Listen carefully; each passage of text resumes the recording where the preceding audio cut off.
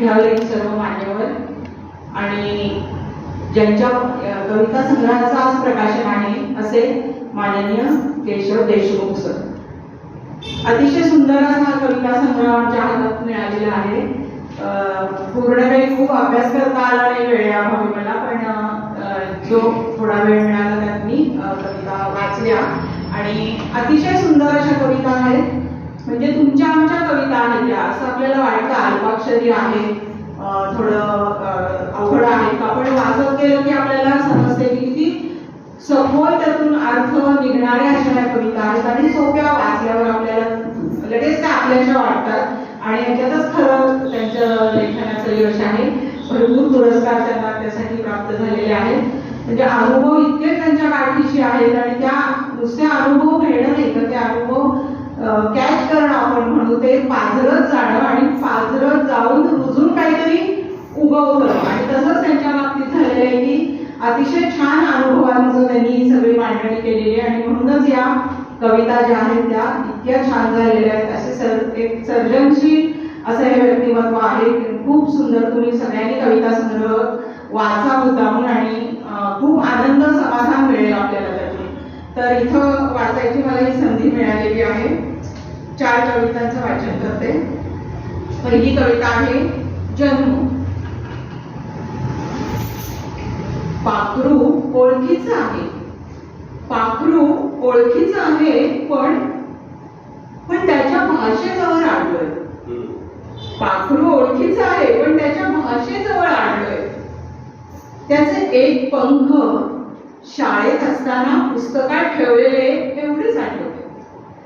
त्याचे एक पंख शाळेत असताना पुस्तकात ठेवलेले एवढंच आठवतं, पण प्रयत्न करूनही पाखरू मला कागदावर घेता येत नाही.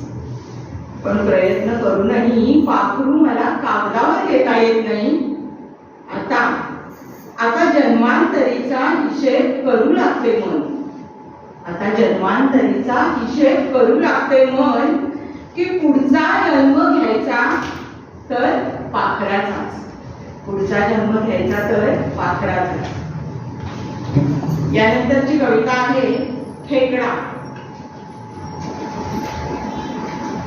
बीड सांभाळत माती खात, बीड सांभाळत माती खात डावीकडे उजवीकडे धावणारा खेकडा.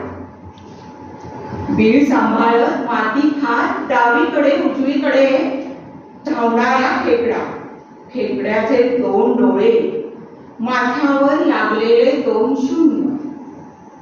अंगोपांगी खेकड्याची नांगी, सावधान त्याचे चिन्ह. अंगोपांगी खेकड्याची नांगी, सावधान त्याचे चिन्ह. खेकड्याचे दात पर्वताची ओळख, खेकड्याचे दात पर्वताची ओळख. चिखल चिखल चिखल, चिखल चिखल चिखल. खेकड्याला प्रिय ओला परिसर. खेकडा वाकडा तिकडा, खेकडा वाकडा तिकडा. खेकडा बिळाच्या कडा धरून, खेकडा बिळाच्या कडा धरून. खेकड्याची पाठ जसा लोखंडाचा पत्रा. खेकडा पहावा, खेकडा पहावा, खेकडा अनुभवावा. खेकडा पहावा, खेकडा अनुभवावा. खेकडा खावा ही गोष्ट मात्र खास. खेकडा खावा ही गोष्ट मात्र खास. यानंतर कवितेचं नाव आहे सगळं सगळं.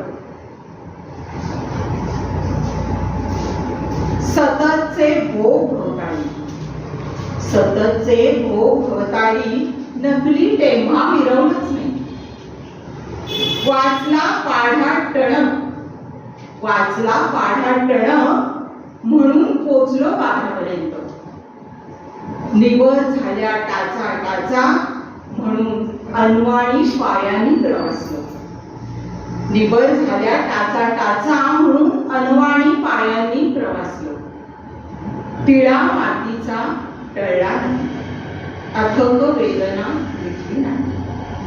टिळा मातीचा टळला नाही, अथक वेदना मिटली नाही. तंतोतंत दुःख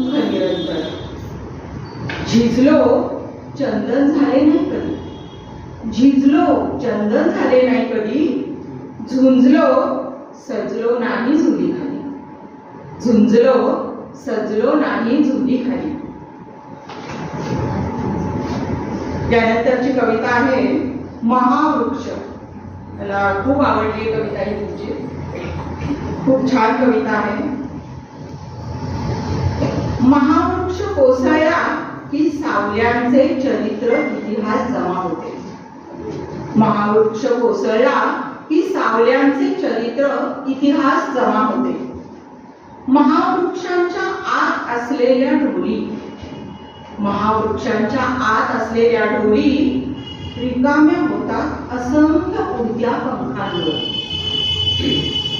घारींसारखे पक्षी अनिकेत होतात, घारींसारखे पक्षी अनिकेत होतात. किडा मुंग्यांची अन्नाची पानं मिळतात, खांद्या खांद्यांचे ऋणानुबंध मिटतात, खांद्या खांद्यांचे ऋणानुबंध मिटतात. महावृक्ष कोसळणं परवडणारं नसतं, महावृक्ष कोसळणं परवडणारं नसतं. विजांनी कोसळायचं कसं, विजांनी कोसळायचं कसं, मुसळधार पावसानं जायचं कुठं. विजांनी कोसळायचं कसं, मुसळधार पावसानं जायचं कुठं. महावृक्षांची अंगणं उठल्यावर विजामुख होतात, महावृक्षांची अंगणं उठल्यावर विजामुख होतात. धन्यवाद.